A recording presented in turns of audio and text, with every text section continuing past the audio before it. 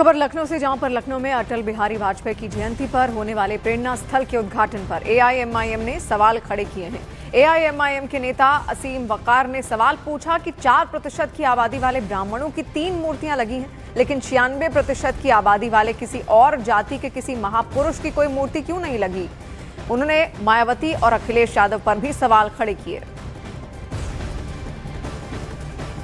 तो मैंने पाया कि वहां 3 मूर्तियां बहुत बड़ी बड़ी लगी हैं, 3 महापुरुषों की। पहली है पंडित दीनदयाल उपाध्याय जी की, दूसरी पंडित श्यामा प्रसाद मुखर्जी जी की और तीसरी पंडित अटल बिहारी वाजपेयी जी की। तो मुझे लगा कि ये प्रेरणा स्थल है या पंडा स्थल है।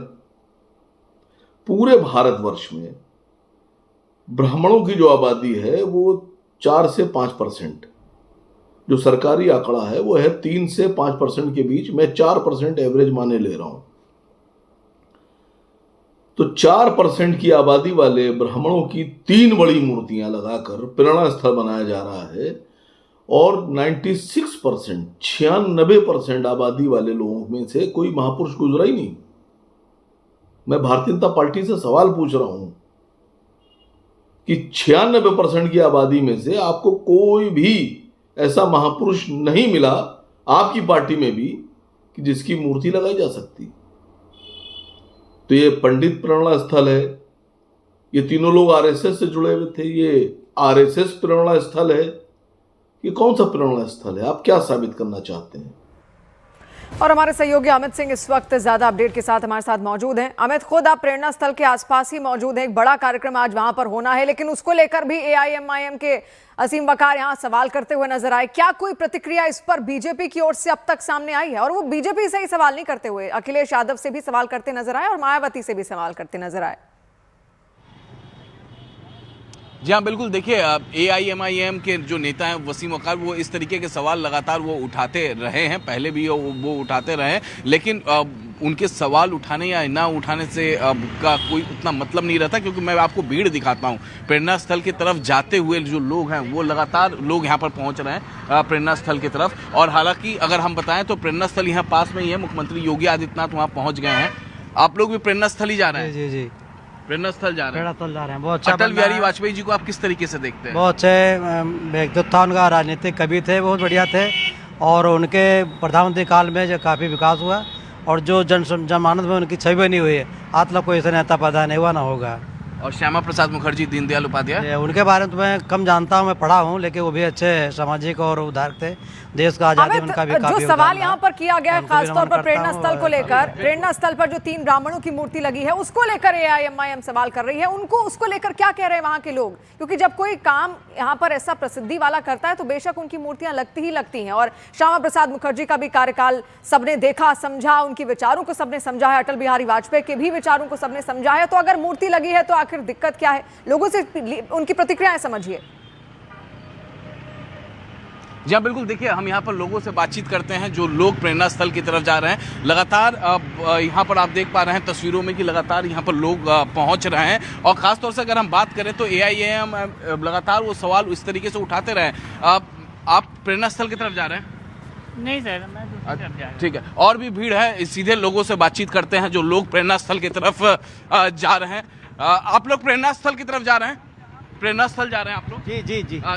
आप लोग जिस तरीके से सवाल उठाया जा रहा है पंडित दीनदयाल उपाध्याय, श्यामा प्रसाद मुखर्जी या जी फिर अमित, देखिए एक बड़ा राजनीतिक उठापटक यहाँ पर इसको लेकर होने लगी है और कई सारी प्रतिक्रियाएं आने वाले भविष्य में इसको लेकर बेशक सामने आएंगी ही।